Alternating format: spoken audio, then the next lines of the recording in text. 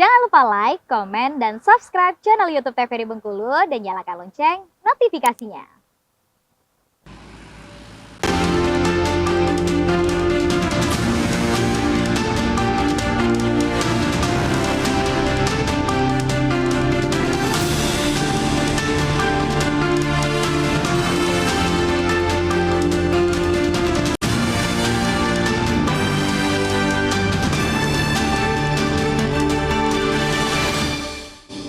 Terima kasih Anda masih bersama kami di Berendo TVRI Bengkulu. Baik, kita lanjutkan, mungkin langsung saja bisa dilanjutkan Pak terkait pengalaman Bapak yang ada di PMI.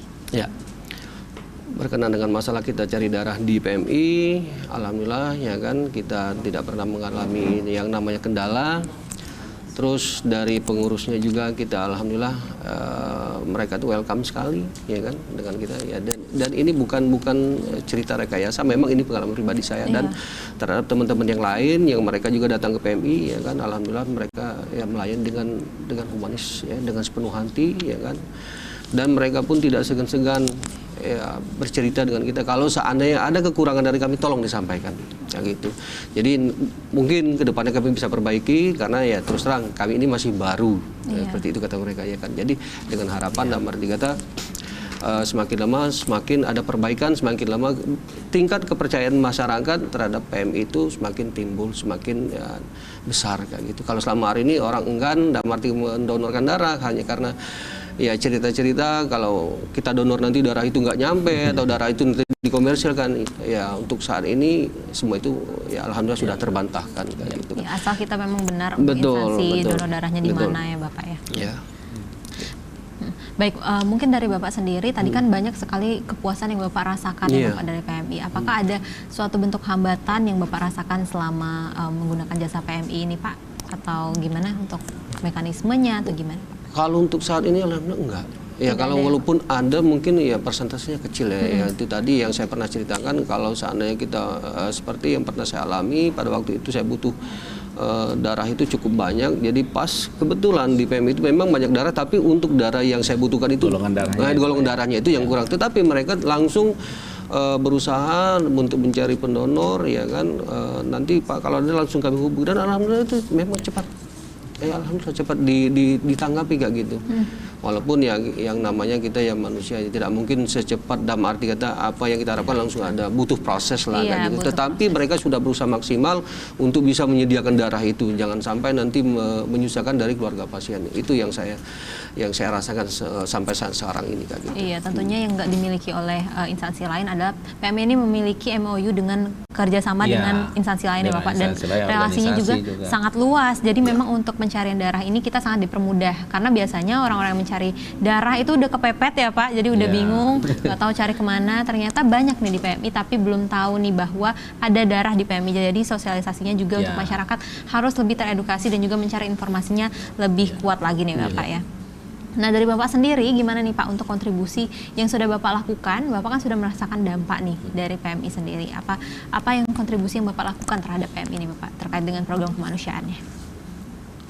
Kalau saya pribadi ya yang saya ini kan ya saya berusaha untuk memberikan semacam penanaman kesadaran lah ya kepada warga-warga yang di lingkungan saya dulu lah, ibaratnya kalau ya yang saya kenal ya, yang mereka tuh saya tahu mereka tuh sehat, bahwa saya ceritakan pada mereka kalau seandainya ada di antara mereka yang pengen mendonorkan darah ya kan untuk membantu tersedia darah di PMI itu, datang aja ke PMI kayak gitu. Jadi nggak usah takut, nggak usah dalam arti kata ada pikiran yang macam-macam ya kan, nanti di sana kita dilayani dengan baik dalam arti kata. Jadi sekedar saya memberikan pemahaman dalam arti kata bahwa PMI itu tidak seburuk yang orang pikirkan kayak gitu. Iya, bahkan Bapak sudah merasakan dampaknya yang mungkin orang semuanya nggak tahu nih Pak ya. Jadi memang pengalaman itu sangat mahal pemirsa. Jadi pengalaman ini bisa dibagi ya Bapak. Dan juga Bapak sering donor darah ya Bapak. Itu merupakan salah satu bentuk kontribusi terhadap program kemanusiaan yang dilaksanakan oleh PMI. Mungkin saya beralih terlebih dahulu kepada Pak Hairil.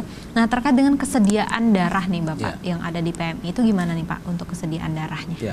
Jadi kita memang internal kita, kemudian juga dengan rumah sakit kita selalu komunikasi untuk memberikan update terkait dengan ketersediaan. Dan memang tadi saya sampaikan bahwa sampai saat ini 87% kebutuhan darah itu alhamdulillah sudah terpenuhi.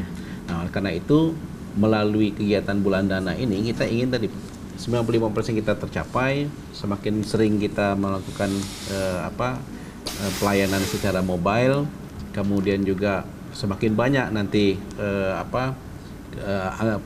pembiayaan dana yang terkumpul yang bisa bikin perbanyak lagi pelayanan kita kepada masyarakat.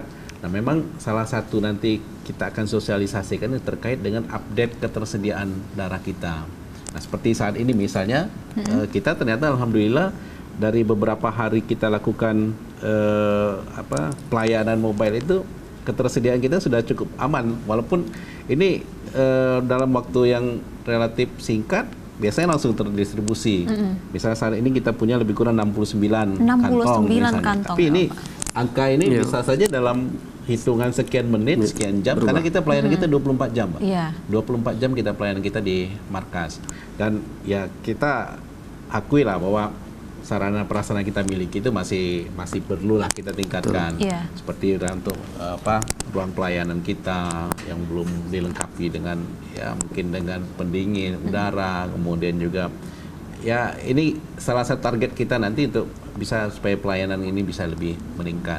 Kemudian juga kita nanti akan coba bikin sistemnya seperti apa supaya masyarakat juga bisa mengupdate juga ketersediaan ketersediaan darah di kita.